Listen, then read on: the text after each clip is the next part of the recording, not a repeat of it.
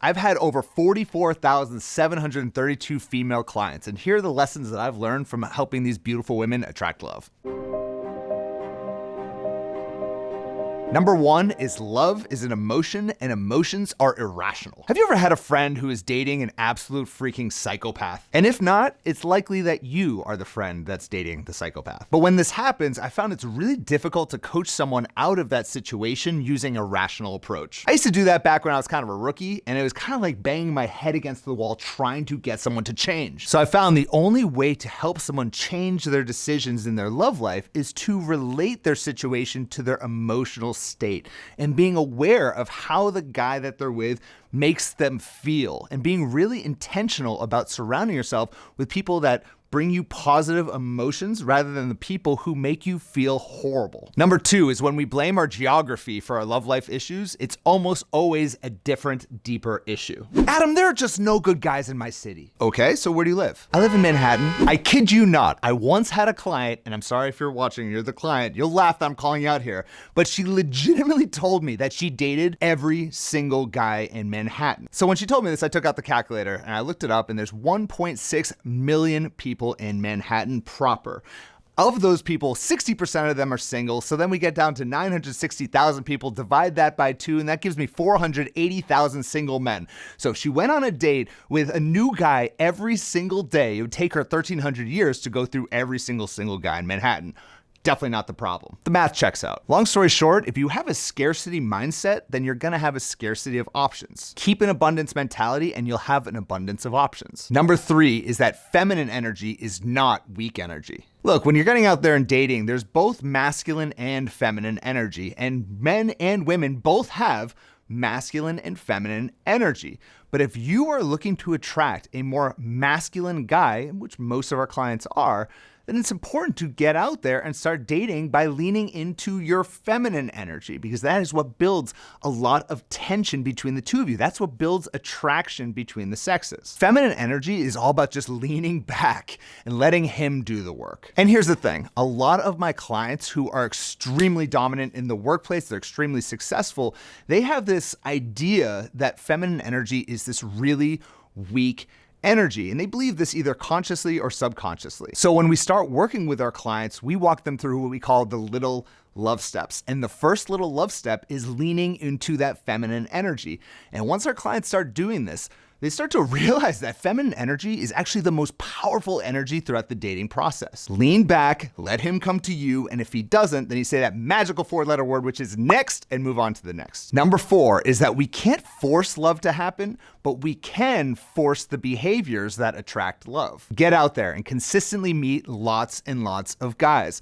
Open up your horizon to the type of guys that you even consider to date, and bring that incredible feminine, radiant energy whenever it is that you're going out and meeting these guys. These are the behaviors that are completely within your control. And if you consistently do these things, then love does appear in your life. And if you're ready to get more proactive in your love life, just comment right there below and say, I'm ready. Number five is to stop focusing so much of your energy on what you want in a guy and only focus your energy on what you need in a man. Look, I get it. It's great to want a guy who's 6'3" and makes $300,000 a year. But did you know that only 4% of guys are 6'3" and above? Oh, and by the way, 4% of those guys make $300,000 and above. So what is 4% of 4%? A very small number. Now look, I'm not saying to lower your standards. Instead, I'm saying let's focus our energy on the qualities that we absolutely need in a partner. What are those deal breakers, right? Maybe it's religion, maybe it's commitment, how he commits to you, maybe it's how he treats you with respect,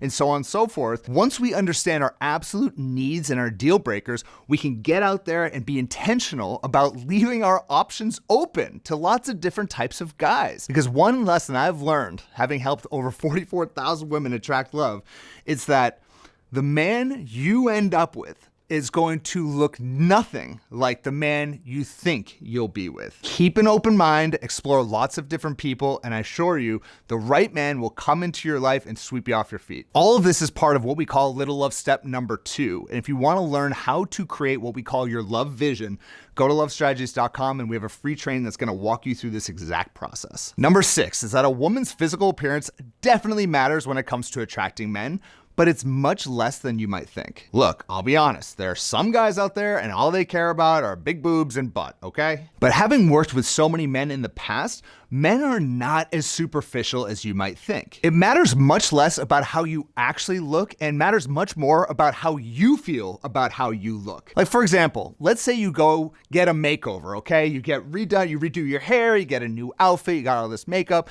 and you go out that night and you start attracting all these types of guys, okay? Most women will assume that they're attracting all these guys because of the makeover, because of the physical changes.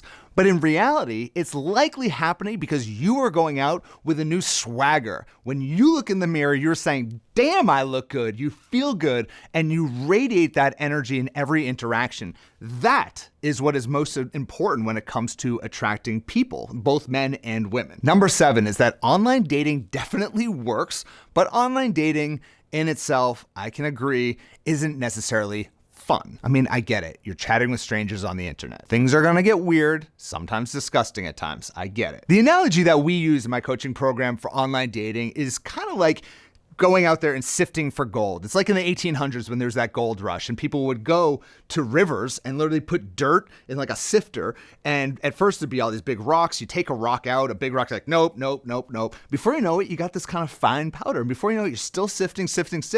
Before you know it, there's a few nuggets of gold. I don't know if it really works that way, but you get the point. The same thing works with online dating. You're gonna message with a few different guys. Nope, that rock, definitely not that guy. No, heck no, I'm not interested in him.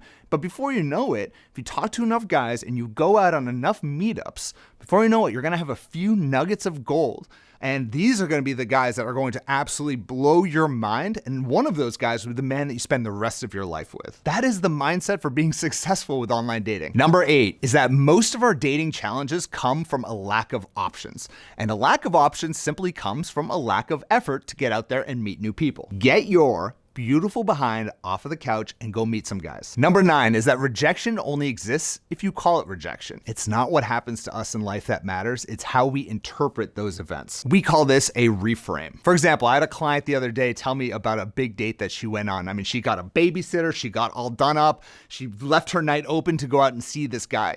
And she went to the bar where she was meeting this guy for her first meetup, and she just sat there alone for an hour. This guy never showed up, he never texted her, and she never heard from him again. Now, for most people who experience something like this, they might just be like, that's it, I'm becoming a lesbian. But instead, she comes on the mastermind and tells the story. And then she ends the story being like, you know what? I feel like he didn't come on the date because I'm so beautiful and he was just so nervous to be around me. She reframed it into something that was actually really empowering for her and kind of uplifting. And we were all like, yeah, let's go. Now, I mean, obviously between you and I, that may or may not likely be true, but who knows what happened. She had the right mindset though. Number 10 is that men don't suck. Women are the ones who actually suck. Just kidding. Both statements are incredibly dumb. They're just frustrating for different reasons. In my experience, having coached both men and women are that men are very frustrating to women because we tend to be driven by our kind of inner demon of just wanting sex quickly.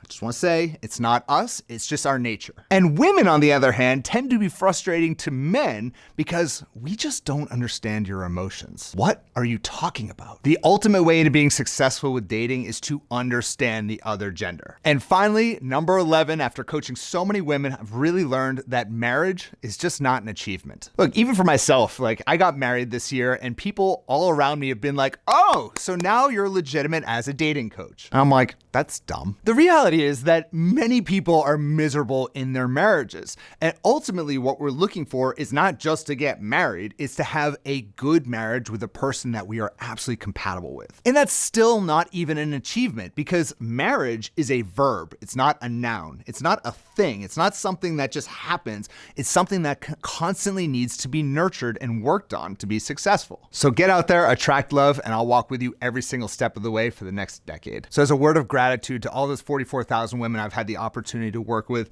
thank you for leaning into this process, and I'll continue walking with you every single step of the way.